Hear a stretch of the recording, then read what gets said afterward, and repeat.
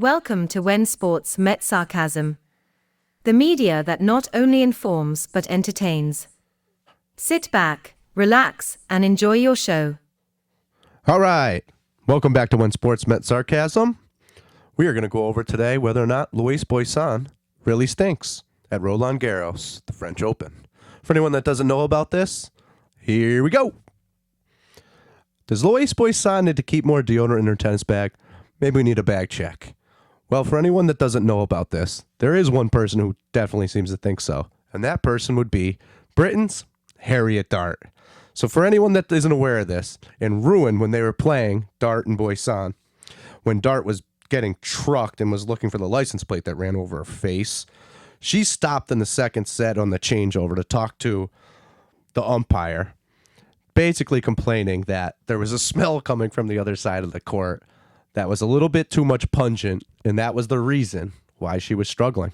It wasn't the reason the degree of difficult was too tough that day. Maybe she found out she didn't have the secret to success, but that really was the reason why she blamed the umpire and blamed Loïs Boisson of stinking.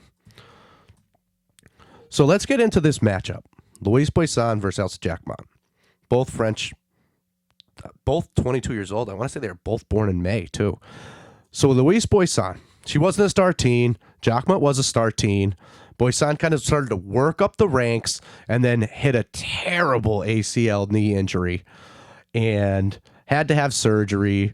But after the surgery, she really did have a kind of a positive sentiment. She talked to Daria Saville, who helped her out after she had the surgery. She seemed pretty positive after that. I mean, if you look at her stats, she's 23-2 on clay in 2024, 17-5 this year. All 7 titles have come on clay, ITF challenger level, and then most importantly, 20-1 to win the Mirror on the Wall Andreeva quarter. We're going to get into the draw right after I talk about Jacquemont, and that is going to be interesting. So let's get to Jacquemont real quick. She was a junior star. She won the junior French Open. Unfortunately for her, she's 3-15 coming into Roland Garros and tour level matches. She's more of a hard court player.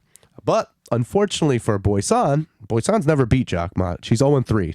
2 times junior level, 1 time tour level. The 1 time at the tour level, as you can see, hard court. All right, let's get into the interesting part. Here is the draw. Let's look at the top of the draw here. We got Mira Andreeva versus the Kazakh. We got pitter-patterer Daria Kasatkina versus the chronic retirer in Paula Badosa. And then the matchup we were talking about. And then Vondrousova, who was a former finalist and lost to Ash Barty, and Jess Pegula, who hates the dirt. So let's look at this through the lens of, wow, Loïs Boisson is an unbelievable up-and-comer clay court player who happens to be playing at home in a pretty advantageous draw. Here we go. Let's look at the top. Mira Andreeva is the obvious favorite, and for much reason. It's going to be real tough for her to lose to Yulia Putintseva. But let's say in the next matchup there, the pitter-patterer loses to Badosa, and we get a Mira Andreeva versus Paula Badosa matchup. Let's say Paula Badosa wins that matchup, right? Now let's go down to the bottom part. We already penciled Boisson in. Now let's say Vondrousova wins. She has a chance to retire if she's in bad form.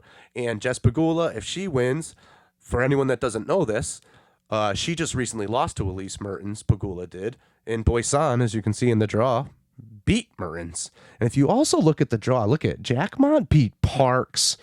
I mean, I guess you could say Sakari with the new coach might be a little bit in better form. But, I mean, she beat Alicia Parks, who beat Muchova. So she kind of lucked out there.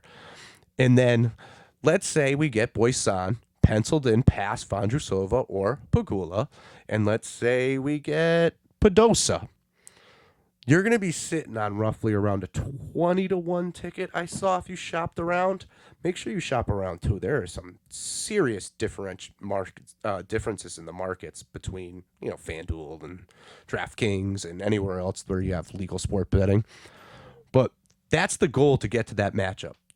Is she better than Paula Badosa or Mira Andreeva? Of course not. But a lot of things can happen. She's going to have some serious support from the French crowd, too, because all the women in France suck anyway, and Caroline Garcia retired, and they don't have anyone else that's really that good. I actually want to say Jacma might hit the top 100 after this.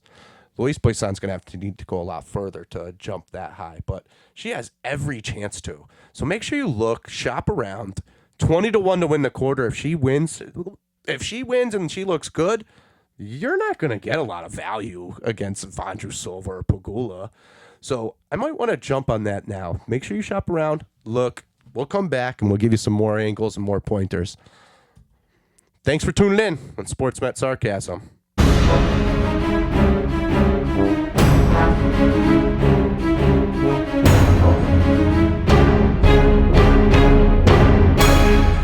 Thank you for tuning in to When Sports Met Sarcasm, the media that not only informs but entertains.